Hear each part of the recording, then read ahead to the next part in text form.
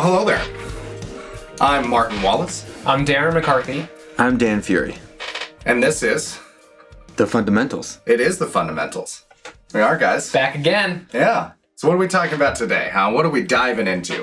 We're going to dive into the human body and wrestle around with some kidneys. Just going to get right on in there, get both hands on them. Yeah. So what is the kidney? What are the kidneys? What are the kidneys? The kidneys. The kidneys. It's a great question. I'm hoping you can tell me. Well, I think a lot of people would not be able to give you a great answer. a good, proper answer Yeah. to not only what they are, but what they do. What do they do? Where are they? Let's start there. Okay, so we got... Great question. 'Cause before a few hours ago, I could not answer. Do you know... All right, so where have you done research on... Very little. Because I wanted to go into this one ready for a lesson. Mm-hmm.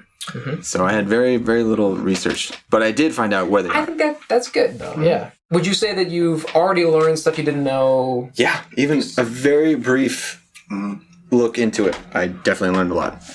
Mm-hmm. Well, it's true. I had no idea what they did. I had a little bit of an idea of where they were, I guess, but not... I think Not specifically, I did not know. I think I knew vaguely that they filter waste out of our blood. Yeah, get the garbage out. But how and by what means or when or what why they do this or why the kidneys is doing this, I had no idea. So That's a deep and complex story. it really is. Yeah. And it's just one piece of a very large system. I can't tell you about other organs, Sure. but I can tell you about the kidneys. Great. I'd love to hear about it. So in humans, kidneys are located in the abdominal cavity, more specifically, in the paravertebral gutter.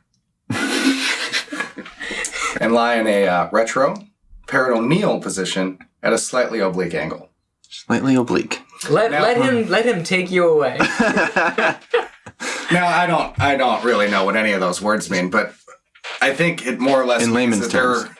in the back of the back Yeah. at the bottom. If you put your hands on your lower back, It's below the kind ribcage, of right? below your ribcage, kind of back by your spine, you're in the neighborhood. Yeah.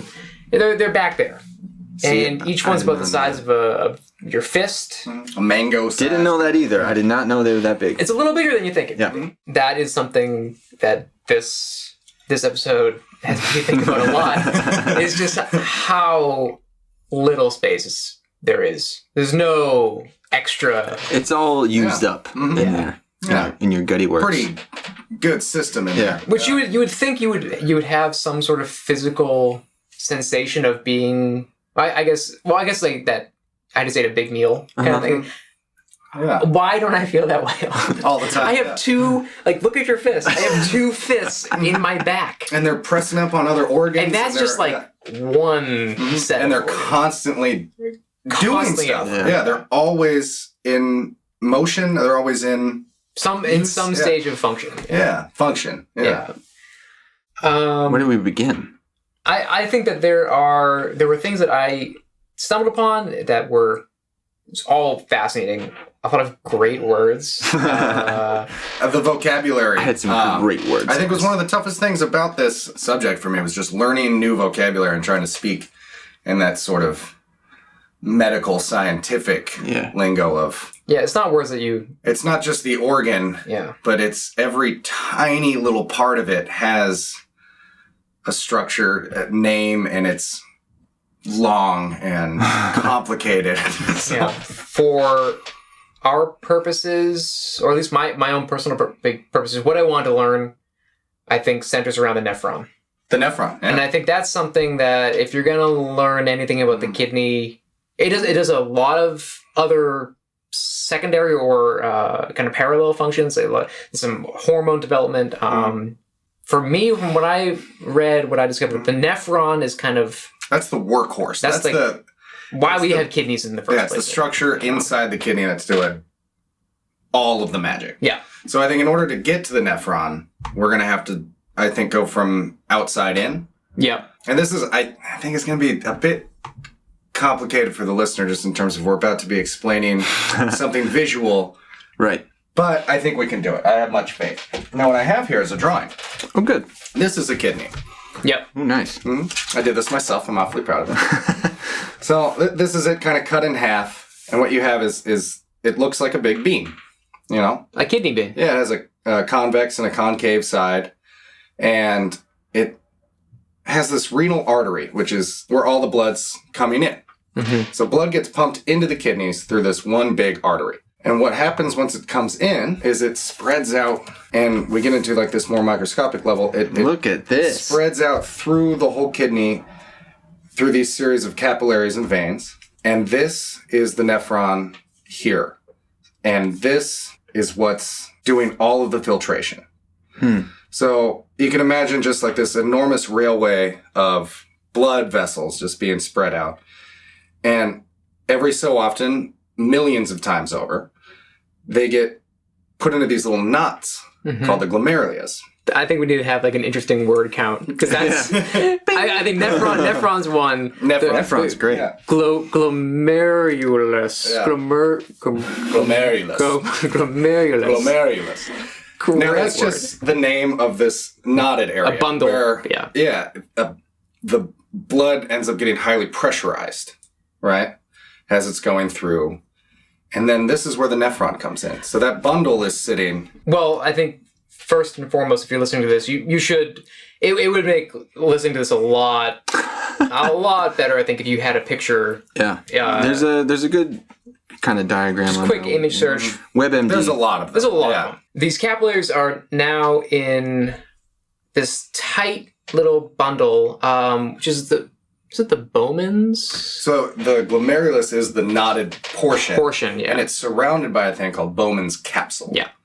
And that's what's getting, as the blood becomes highly pressurized, it's filtering out all the stuff in the blood that is not blood cells. So it's just porous enough that all these amino acids, these proteins, water, like sodium, salt, glucose. it can kind of get squeezed out. But the blood cells themselves don't. But each one of these, the Bowmans capsule only grabs maybe 20% if it's highly efficient of what goes through that whole knotted area. All this stuff. That's why there's millions of these. Millions in each kidney. In each kidney. Of these Bowmans capsules. Trying to get it all. And this is happening in you right now all the time. Effectively, this process, it's continuous. Every day, your kidneys will, in essence, filter 200 quarts of blood a day. So your blood is, circulating through your body so many times that within any span of 24 hours, the kidneys are handling 200 quarts of blood. Of course, it's the same blood that's going through, and then they're removing about 2 quarts of waste and then just excess water a day. So 1% of what they're essentially filtering out is actually is created out of your body. So it's like this amazing single stream waste and recycling facility in your body that's just doing so much work for you. Regulating your pH balance. It's sending hormones throughout your whole body based on what it's getting out of the blood, as well as being what causes us to create urine. It's also providing the body with homeostasis and feedback for what's in it, what it needs. Right. It has a lot of work to do. It does. It's always up to something, Now, I think this was another. This is what I think has become a running theme doing the research for this is you could spend so much more time on the Bowmans capsule. Like just getting that far, I felt like I had to kind of say, okay, I need there's more in this process. I can't just spend 3 days of this research. I mean, we are looking at like such a micro part of a whole system. But I mean, the Bowmans capsule, it's ringed with cells that are interacting with other cells, and it's a really little bit complicated looking guy. Yeah. But let's just say that is the initial kind of point of filtration from the bloodstream into the kidney. As a matter of fact, what happens here is what gets pulled out of the bloodstream can't be called urine yet. At this point, it's called filtrate. Mm-hmm. And that's because as we go from the Bowmans capsule all the way just about to where the urine will get dumped off, it's constantly putting stuff back in. So about 99.9% of the filtrate that each Bowmans capsule pulls will go back into the blood. It's doing a remarkably thorough job of what gets to be made urine. So how that happens is really, really complicated to me. So I'm going to do my best to explain it. Sure. I guess so. What happens once we get past Bowmans capsule here, and this whole thing is the nephron, right? This is just the mouth of it, if you will. It's just the beginning of this long, tiny little tube. It's sitting in the cortex of the kidney. Yeah, maybe we should back up to talk about the cortex and the medulla. Mm-hmm. So that's actually like the thick structure. The structure of the kidney. Mm-hmm. Of course, by now you've looked up an image of the kidney, but if not, you have an image in your mind of a kidney. And you picture that kidney, that's a kidney bean shape. Well, kind of let's call it like the outer quarter section from like the edge that's the renal cortex. That's where the capillaries, the afferent and efferent arterioles are going to pump in and pump blood looping through there. That's where the Bowmans capsule is going to be located. Then the middle portion of the kidney is called the renal medulla for middle. This is where a lot more of the filtration and then counter-current filtration or osmosis will be happening. So essentially what's happening is picture like a loop that's going from the Bowmans capsule, dipping deeper into the kidney, into the renal medulla, and it's going to come back out to the renal cortex. So the cortex is kind of like the outer, about quarter depth of the kidney, and then below that, deeper than that, is the renal medulla, like the middle section. Cortex is Latin for tree bark. Mm-hmm. So you always remember it's the outside of whatever. That's cool. Yeah. Medulla is middle. Mm-hmm. And then renal has to do with that's always kidneys. Always kidneys, yeah. Renal is just, we're referring to kidneys. Mm-hmm. So, renal cortex, outer part of the kidney. Renal medulla is like the middle part of the kidney. Mm-hmm. It's a really difficult thing to explain as such a visual thing without any visual cues. Right. Because we're describing direction and distance and it's where it's going and how it's getting there, and there's no real good way of putting that out there. But I think I have maybe a little visual aid that we can do right now, just for at least kind of where we are at this point. So if you make like the letter C with your fingers on one hand, and then make a fist with the other hand, and then kind of grab your fist is where all the blood and capillaries are flowing in. It's a kind of a knot. Yeah, it's the glomerulus. And then the hand around it is the Bowmans capsule. Mm-hmm. And now the forearm of your hand that's grabbing your fist, that's the proximal convoluted tubule. Now check this out. That's a great name, and all it means is the closest squiggly the proximal convoluted and then little tube because it's tubule. It's like a little tool, little baby tube. Now there's two convoluted tubules that we'll be talking about. Yep. But we'll save that for later. Oh, good. There are two convoluted tubules, but the proximal, closest. Mm-hmm. So now we have the filtrate that's been drawn out of the bloodstream, travels through the proximal convoluted tubule, and it's going to pass through the cortex, head deeper into the medulla, into what's known as the Loop of Henle. Another just like that. Nice. I had just images of like Shackleton on the sea ice, this is unreal. Like the little, like the names of these tiny little things. Now this is where, if you're picturing that kidney again, this is where the nephron, it's just like making this beeline for the center of the kidney and then looping back. It's like this real long, stretched out section. This is a really interesting. This took me a little while. It's it's perfect in what it does. It is and perfect. It takes a while to comprehend exactly what it's doing. So in the proximal convoluted tubule, right before it dips down into the loop, you have this filtrate that's full of all kinds of things your body needs. It's got water, glucose, amino acids, proteins, all these good things. And it's just pumping them back out saying, we need that right now. And so what's left over gets thrown down into this loop. And what happens next to it and how the body decides what really is waste happens here. So going back into the cortex and the medulla, when it gets into the medulla is super salty. And that's what the Loop of Henle is kind of designed to do, is to make... why it's going down in there. Is to make the medulla salty. Mm-hmm. It's very, very important. So what you have is the very first part of the loop is only porous to water. Okay. Right? So you have all these good things that didn't quite have enough time to get out yet that we might want. And it dips down into the medulla where it's really salty and it's only porous to water. And so all this water goes...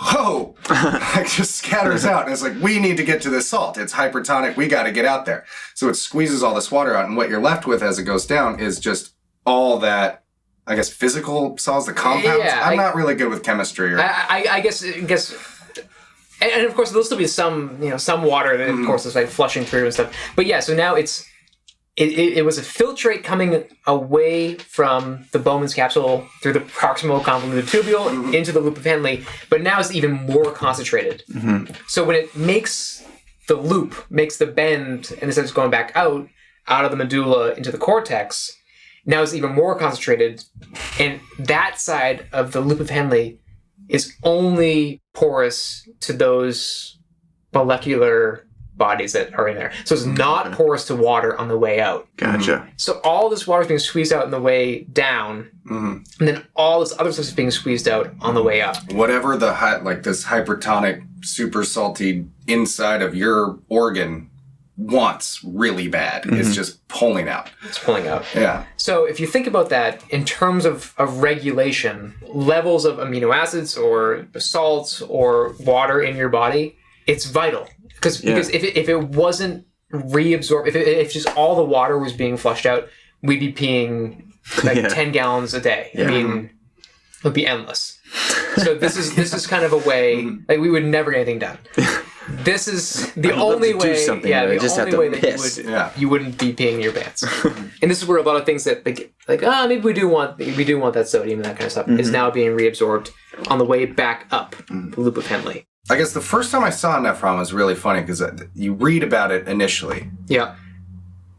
And then when you see one, it's just so bizarre, this little roller coaster ride that it takes, especially when you look at the structure of one without the kidney we're comfortable with knowing behind it, when it really is just the path. Right. It's such a funny little looking thing. It's just like a U. Yeah. With like these squiggles at the end, and it's way too long. It's way too long. it just doesn't. It looks so fragile, but of course there's millions of them in each kidney, so it's like they're jam packed in there. Yeah, it's now passed through the Loop of Henle again. If you're interested, the Loop of Henle, like the Bowmans Capsule, another great topic on its own.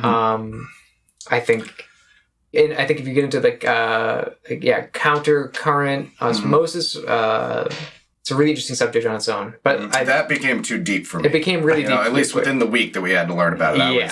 It's a lot. I'm happy to know that the Loop of Henle exists, and it's a good thing. Yeah. Now there's actually 9 parts of your body that are named after Henle. Really? Yeah. He was an anatomist that just opened the doors. I mean, Don Henle? No, Frederick Henle. There's a thing called, one of my favorites was crypts of Henle, which is, it's these pockets in the whites of your eyes. He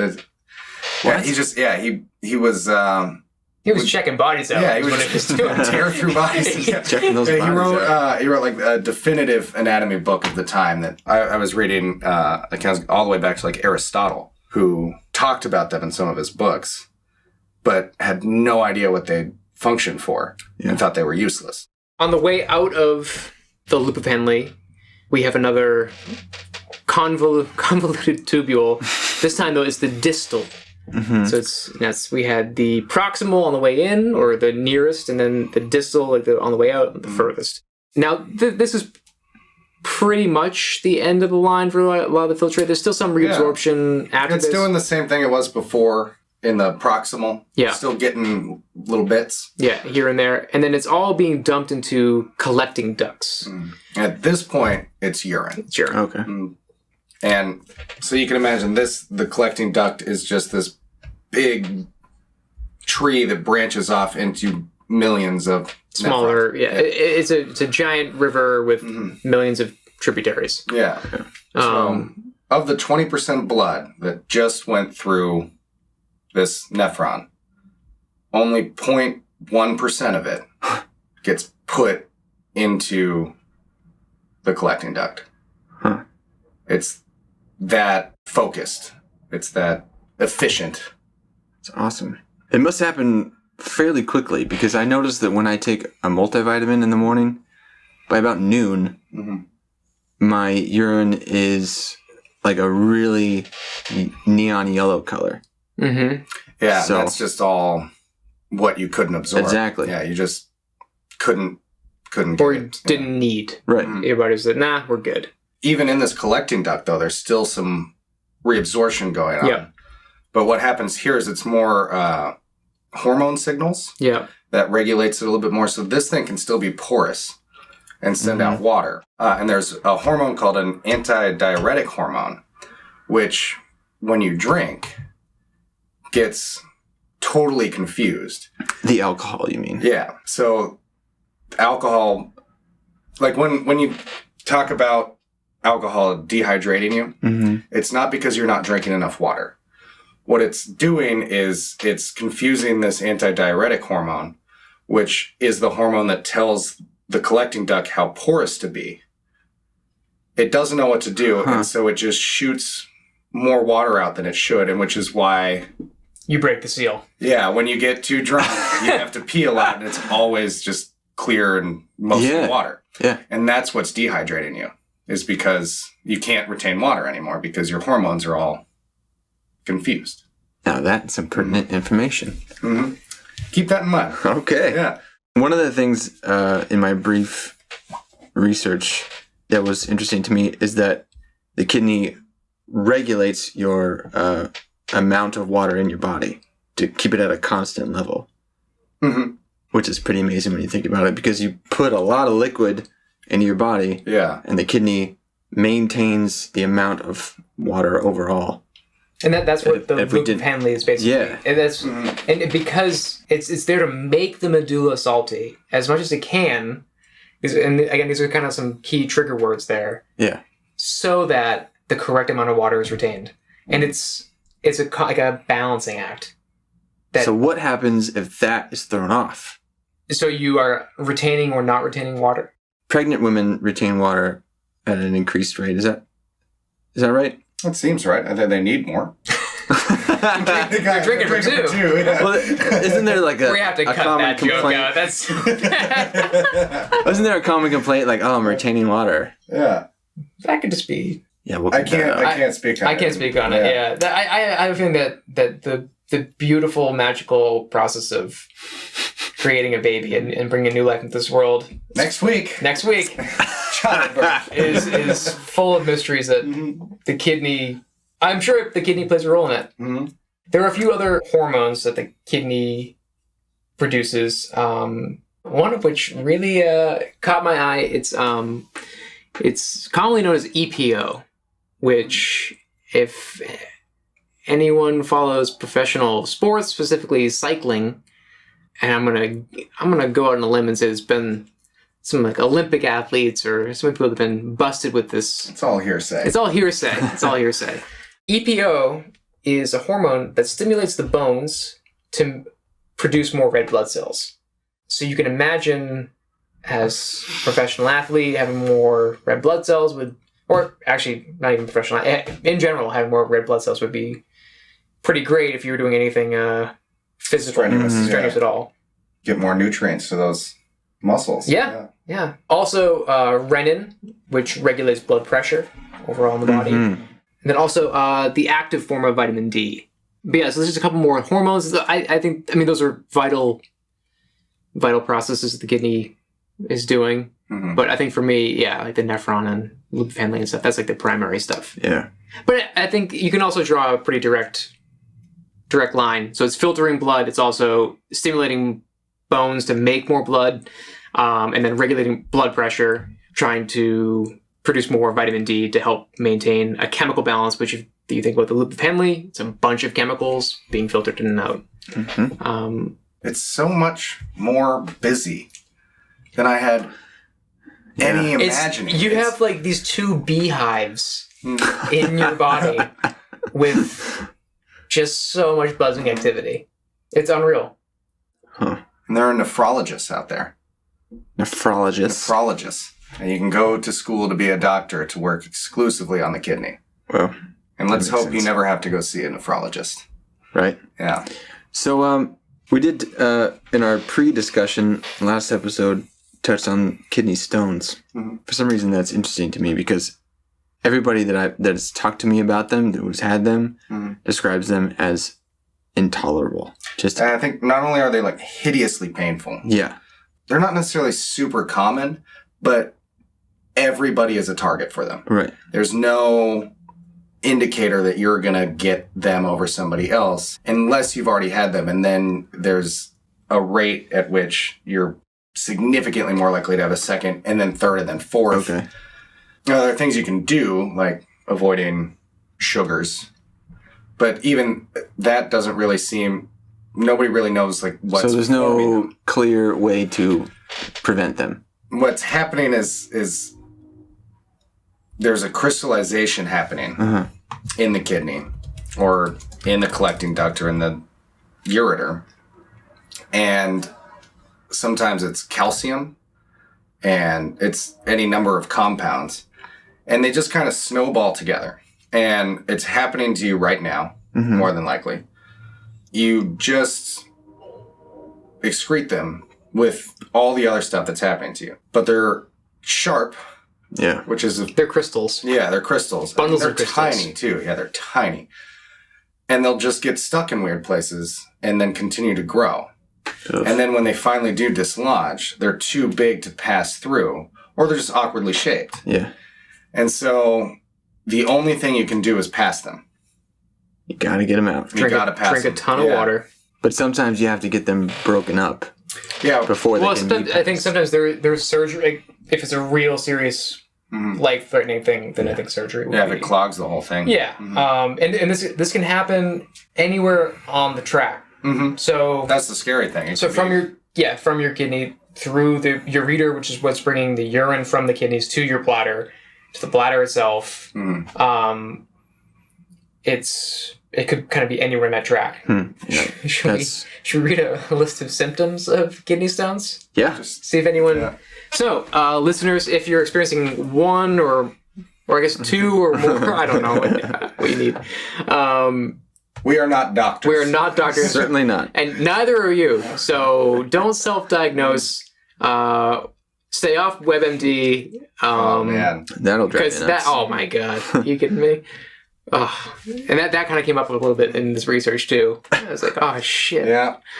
Once you start looking at all the terrible things that could be wrong with you. Yeah. So here's a list of symptoms of kidney stones. Severe pain in the side and back below the ribs. Pain that spreads to the lower abdomen and groin. Pain that comes in waves and fluctuates in intensity. Pain on urination. This is terrifying. Pink, red, or brown urine. Ooh. Cloudy or foul-smelling urine. Nausea and vomiting. Persistent urge to urinate. Urinating more than usual. Fever and chills if an infection is present. Now, I'm reading off of the Mayo Clinic's website here. This is the next little paragraph. Pain caused by a kidney stone may change. For instance, shifting to a different location or increasing in intensity as the stone moves through your urinary tract. Ooh. When to see a doctor? Not cool. Immediately. Make an appointment with your doctor if you have any signs and symptoms that worry you. Yeah. So this is generally in older people, right? Most commonly? Not from what I was seeing. Really? Yeah, it's kind of all over the board. I mean, it's possible at any point. But all the people that I've talked to about it. Middle-aged people get it. It's one of those things that can take so long to happen to you because it is this buildup that I'm sure there probably does show up more often in middle-aged or older people. Yeah. But that was one of the interesting stats was if you get one, you're in for about a 14-year ride. It's just going to come back, and the amount of years in between keeps shortening and shortening. It's like the first time, it's like within the next 5 years, you'll probably get one. Then in the next 3, then you got about 2, and then they're coming for you. Oh, no. Yeah, and you're just... And you're in it for the long haul, you know? And then some people, you just get lucky and you never have that experience. Here's hoping. Yeah. I think I'm looking at, right now, looking at a list of risk factors, and it's all... Basically, if you're living a healthy lifestyle that we're kind of marketed to as a healthy lifestyle, you'll probably be okay. You're going to be active, good diet. Stay hydrated. Yeah. Don't just eat garbage all the time. I would venture to guess that a lot of soda intake would be a factor. At least that's what I always heard. Yeah. Stay away from sodas. And salt. Yeah, too much salt. Yeah, way too much salt crystallize in there. In the American diet, that's for sure. While we're going down this path, I mean, kidney failure is a big deal. I feel like, even just in a general sense, that kidney transplants have to be one of the most common transplant procedures and one of the most necessary. Like, a lot of people are on a waiting list, it seems like. It's a fairly easy one to do in compared to other organs. And the amount of time in between you realizing that you're probably going to need one and we absolutely have to get one in you probably pretty short. Is way longer. You can live without one. Really? Oh, yeah. You only need one kidney. And that one kidney does more than enough. So it's all just backup plan. Huh. Yeah. One of the things that happens, though, is in renal failure is, and what's kind of scary about it is, it's an incredibly long set disease where you don't see symptoms of anything at all for decades because you have so many nephrons, right? That what ends up happening is they just slowly degrade and don't do their job as well anymore. But 10% of them doing that isn't an issue. 50% isn't an issue. But once you get past that, it's dialysis. Yeah. And then kidney transplant. The good news is dialysis is totally effective. It's just a pain in the ass. It's complete. I mean, it's 4 hours out of your day, 5 days a week. Yeah. Wow. And it can't really be pleasant, but none of those people seem to be, in too much pain. It seems to be a pretty... What is that process? What is It's filtering the blood externally. So instead of your kidneys doing it, there's a machine. Gotcha. So you can do it at home, but you have to do it a lot more often. You can do it at home? You can actually do it in your sleep, which after looking through the options, is what I do. That's what I would do. Yeah, you just hook yourself up to this machine because it takes about 7 or 8 hours. Oh, gosh. The home units... It's a work day. Not as big. And then you just do it while you're sleeping. Or you go into a dialysis center. And it takes less time, but you have to go way more often. So there's pros and cons to all of it. But the one where you're sleeping seemed like the best fit for my lifestyle. Yeah. It was, I can get this out of the way. Just and knock it out. Although I don't know if I'd be comfortable sleeping that way with things that I can't move the arm and. Well, I mean, but you don't you have a plastic insert or something in your arm into your vein? It's not like you're sleeping with a sharp needle in your arm. No, but you still probably can't move with too much with the IV kind of stuff. Can't roll around. Yeah, so if you're I move in my sleep. Yeah, if you're a mover and a shaker in the bed, I got restless dreams. You don't have time for dialysis. I take flight. Yeah. So, there were a couple fun sort of abnormalities that happen to people, and a lot more common. There's a thing called a horseshoe kidney, and it affects 1 out of every 500 people, which that's a pretty lot, common. Actually, yeah, that's a lot of people right now. And what it is you don't have 2 kidneys. You have one that connects in a horseshoe. Oh, boy. A unikidney. Yeah. Oh, like so. Wait, around the back? Yeah, it just kind of goes like this. Over the spine or under the spine? It's a good question, actually. It's got to be inside the spine. Yeah, just kind of. And it doesn't. Imagine if it wasn't, though, you could touch it. Oh, no. Oh, my God. You could totally touch it. Check out my kidney, guys. Now, it's not like a super kidney. It's not like you get more stuff. They're just connected. It didn't separate during your development. Huh. So, but there isn't like more nephrons. There isn't more activity. At least not that. Is it more or less efficient? Yes, it's just fine. It's just the same? Yeah. Well, then what's the point of having two? If one fails? Yeah, I think it's just a backup. I mean, you should probably have two of everything, but...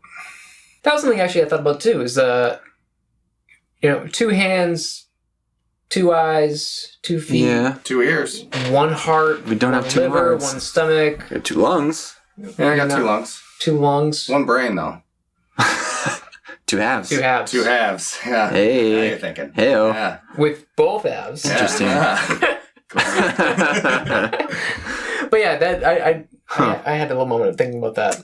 I mean, that I think is an overarching question, not just about the kidneys, but not only why do we have 2 of some things, but why don't we have 1 of other things, I think after researching the kidneys, for my own personal research, I think liver's next. I have no idea what that's. No idea. It's connected. And I'll be shocked if Henle's not involved in the liver. I bet Henle got I bet it's in there. Yeah, there's the ring of Henle, the loop of Henle. We should definitely come back to that. We should, yeah. Because if this is all the stuff the kidney's doing, I have no idea what that liver's doing down there. See, now, Makes a hell of a pate. God, does it ever? Makes a mousse. Kidneys make the pate, is that right? No, liver. I mean, is it both? Chicken liver? So people eat... Foie gras is liver. What the hell's pate? Pate is liver, I think, too. All right. So if you're eating a kidney of something, I bet it probably tastes maybe metallic. That's a good question. Yeah, I've had chicken liver. Really? Chicken kidney. I have too. And it's a little salty. It's a little, but that's also hard to say because it's been seasoned. Yeah. It would be way different. They were tiny. Yeah, it just kind of tasted like... I've had chicken livers before, and I've always felt like it coats like the roof of my mouth. It kind of like falls apart. It's not like a meat, that kind of feel. Yeah, it kind of like disintegrates in a way. That's a good question. But I think the only way to know honestly would be to cook it yourself, right? I'm not gonna and kind of control. So, if you are experiencing kidney failure, what's that process like? What are you going through? Well, like symptom-wise? Yeah. Loss of appetite. Oh, God, I actually did know this, and now it's escaping me. You get a metallic taste in your mouth. You kind of get like this irony. I think I've heard that thing. Yeah.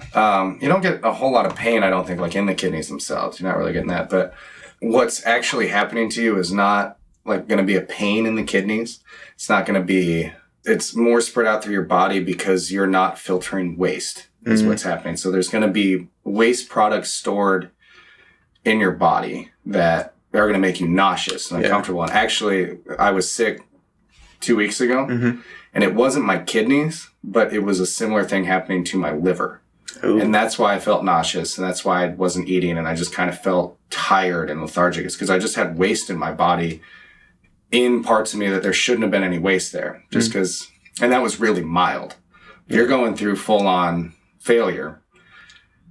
You're just going to be mopey and just icky. There's no way to explain it. You're just going to feel confused, full of bunch of garbage. Yeah, you're just confused, just anxious all the time. You try to urinate, there's like nothing coming out. Not hungry, vomiting, nauseous, sleepy but restless. I mean, yeah, it's a miserable group of symptoms. Yeah, gross. Like medications, antibiotics, especially can kind of prolong. I would have to say like maybe an abusive amount of medications. Like aspirin's really bad for it, but you have to do a lot of aspirin. And granted, there are people out there who do take a lot of aspirin. So I don't think the casual aspirin taker has anything to worry about in terms of prolonged kidney function. Don't take medications that you don't need. Yeah. That's a good rule of thumb. Good rule of thumb. Yeah, you're just going to feel worse. And for more reasons than just, I think, your kidney failing. Kind of obviously a serious or a massive blood loss or something. Like the kidney, if all of a sudden there's no flow, I mean, that's kind of an extreme, some serious injury. But an infection in the blood, like sepsis. Oh, yeah, that being filtered through. I never thought about that. Kind of cause some problems. Mm-hmm. I don't know, though. Those symptoms, this is something that I've found throughout life so far. I don't know even now if I would recognize my kidneys are failing. Mm-hmm. Well, it takes so long for symptoms to even develop. Right. It's going to be like one little thing and you're not going to go see someone for it. Yeah. Like, I guess going back to that sickness that I had, it was kind of funny as we were in the middle of this when I was going to see a doctor and they did tests on my kidneys and asked me questions about, and I was like, I know what you're looking at, and it scared the hell out of me. Oh, yeah. I was like, oh, yeah, you're going to feel them? Yeah? Yeah. Oh, now we're going to talk about my, want to take blood tests, make sure, it's just wow. I'm right now learning, and that total scare yourself thing, because I've just been spending all this time learning about exactly how bad it is when I go out, and I was like, I'm having the exact same symptoms, and now she's checking them out, and it was scary. Can you imagine being a doctor? Oh, yeah. No. That's gonna be... Oh, yeah. No. Any doctors listening, thank you. Yeah, thank you so much for doing all that. What you do is incredible. Walking around with the information and oh my God. Knowing all the things. You think we get scared going on WebMD? Right. Imagine having all that in your head at the time and going, well, this is a fascinating development. I had a doctor who had a tablet open to WebMD. No. Wow, honestly. Come on. He's asking me all these symptoms we made a comment like, oh, cool, you have like this. It was, I think, even before the iPad. It was something that was just in the medical, right. It wasn't even a commercially available thing. So this doctor had a tablet, and we had a conversation because it was so unusual at the time. He said, wow, that's new. He said, yeah, it's great. I mean, we can share, from here to the hospital. It's all through the internet, and it's all up to date, live. There's no paper trail. We need to bring this letter with you. It's all there. So we had a whole conversation, and so we're sitting there, and he's asking me. This is when I had Lyme disease. And oh no! That's a tough diagnosis. Actually, I think it's something like 60% false negative results or false positive results. So you take this test and say like, no, you don't have it, but it's only accurate 60% of the time, which is not great. Man. Yeah. So then you might flip a coin. We don't need to take a test. But then they jump to like, okay, the next possible thing, and the symptoms are terrible. By the time you actually end up going to a doctor, because it starts with like a flu. Yeah. Mm-hmm. By the time you end up going, it is so far in, and you're just in agony. Mm-hmm. And we were going through my symptoms. He's putting them on this tablet, and then at one point he puts the tablet on the counter that's in there to reach over and get some gloves or something. And I look over and it's on WebMD and a list of my symptoms, and I was like, man, how much? Well, first of all, you got ripped off on your medical degree because I could do that, But actually, I really like that doctor, though. That's the weird thing. He sounds like a great guy. No, he was a great guy. He was really, really great. Lyme disease. Maybe that's something we could talk about at some point. I think we could put that on the list. I don't know anything about it. The most I know about Lyme disease is there's an SNL skit with Antonio Banderas. What? Yeah, and there was... It's great. It's Antonio Banderas, in an interview for... He's, interviewing... I think it's, supposed to be Catherine Zeta-Jones, maybe, or something, but... Maybe not, but she's raising awareness for Lyme disease. And while she's doing this, she's being interviewed by Antonio Banderas, who stops her every time she says Lyme, and he goes, I love the Lyme.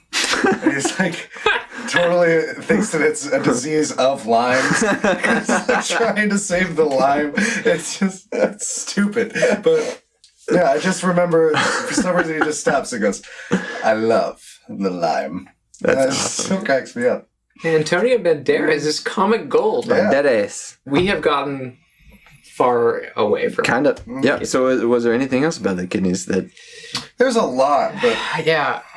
Can we really get into it? I mean, we keep running into that hurdle. I think, which I think is a great problem. Sure. Yeah. That I think that is, it's a wonderful thing. I think to just peel the lid back a little bit and just see. It's just like so much information, and it's available. I mean, I had to rush through the anatomy a little bit to get there, and and the diseases. I mean, there's more than enough for just to go through and spend half an hour just talking about symptoms, let alone what you do and what you do. Yeah, you get them. I mean, I think a couple interesting things here. You get born with a thing called a multicystic dysplastic kidney. Happens. Multicystic dysplastic kidney. Yeah, this just means that your kidney develops irregularly shaped and covered in cysts. And it has no function whatsoever, but it's there. It's just there. And it's way less common that happens to you than you just don't get a kidney to form. That happens 1 in every 750 births. They just don't have a kidney. You know, you have the other one, but like one of them just, no thanks. Weird. You know? Maybe a quick recap of real fast. Let's talk about the Nephron. The Nephron. Yeah. I think that's a funny little guy, and we became friends over this past week. You know, and I think the Nephron really. That's the takeaway. I think for the kidney. So you have the proximal arteriole bringing blood into the kidney. You have these capillaries that will then loop into these like squiggly, really tight. I mean, the pressure is important. Kind of by that pressure that things are filtered. I guess that's a thing that just now kind of hit me. The imagery of this is you have millions of insanely tight pressurized knots in your blood veins all right now. Millions of them, just like so. If you are at 100% kidney function, you've got 2 million of these. And they're so tight that they're squeezing everything that can fit out of it out through tiny little Next time, just porous enough to get it out of there, and it's just going. Next time you're doing the dishes, you have no idea. You squeeze the sponge. Next time you're doing the dishes, and that's what your kidneys are doing to your capillaries. They're just getting this soapy stuff out. Your hand is just Bowmans Capsule. Bowmans Capsule crushing the glomerulus. So blood is flowing in through the some arterioles, and it's being squigglified in the Bowmans Capsule. Major scientific term there. Yeah. They say weird stuff. Yeah. Squigglified. That works. Filtrate is drawn out of the capillary. It travels from the Bowmans Capsule through the proximal convoluted tubule. You nailed it. Through the cortex of the kidney, into the medulla of the kidney, where it enters the Loop of Henle. On the way down, only water is absorbed by the kidney out of the loop, out of the like the into the medulla. Into the medulla, which is very, very salty. So it's hypertonic. That's the taste. Very salty. Yeah, that's the taste. That's what you get. Then it loops back up into the cortex, and on the way out, everything but water is now filtered out. And now this is where your body's doing a balancing act of what do I need, how much water can I live without, what do we want to save. Some stuff, the balancing act. The balancing act, yeah. Some good stuff that we the glucose, that's energy that we ate. We don't want to get rid of that. Yeah, that's hard earned. Now this filtrate goes into the distal convoluted tubule on the way to a collecting duct, which will then, and now at this point, it's still filtering some stuff, some water, some minerals, amino acids, that kind of stuff. I watched a video on that part of it that I had no idea what this woman was talking about. She was talking about the pressure levels and how those get regulated, and I was like, oh God, I'm lost. I just want bare bones anatomy here.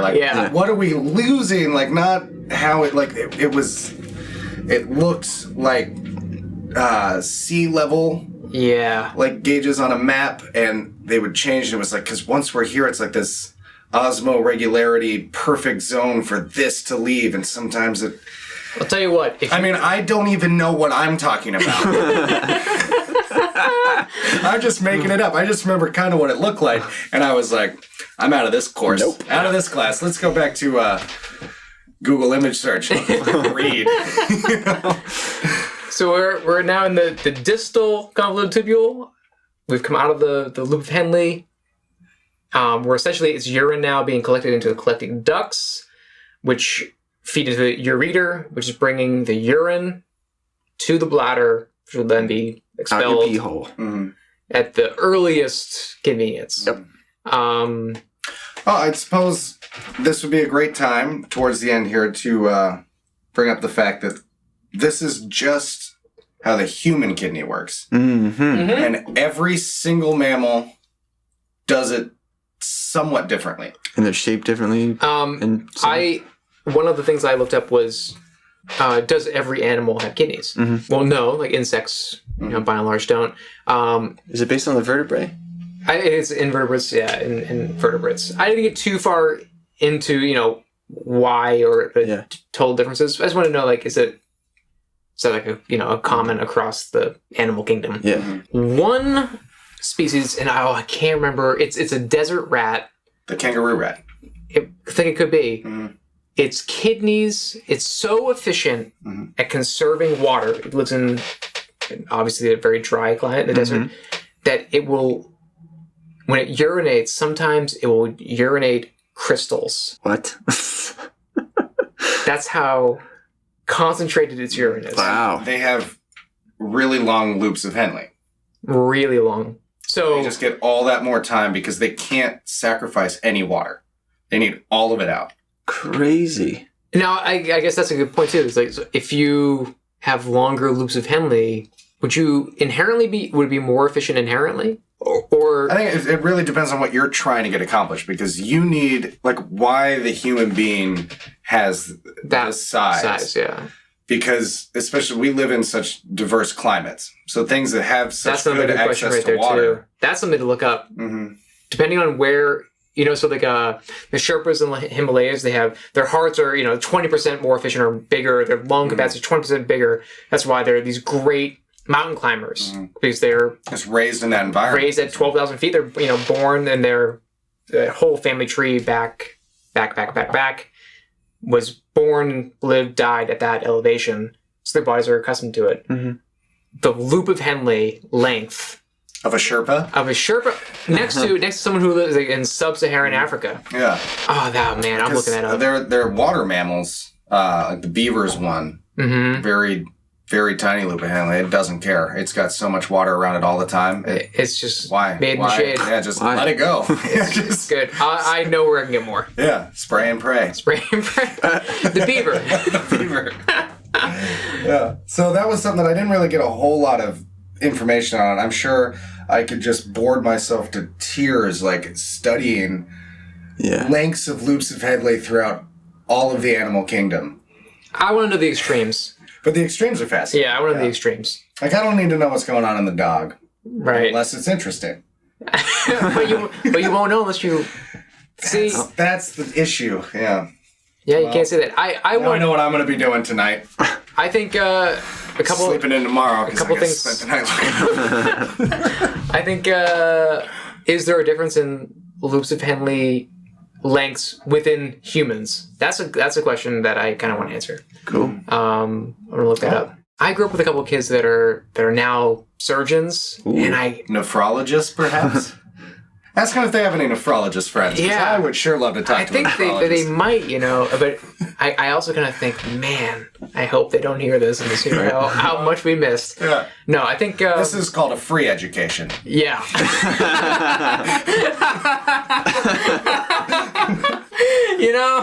You get what you pay for, kids. Oh,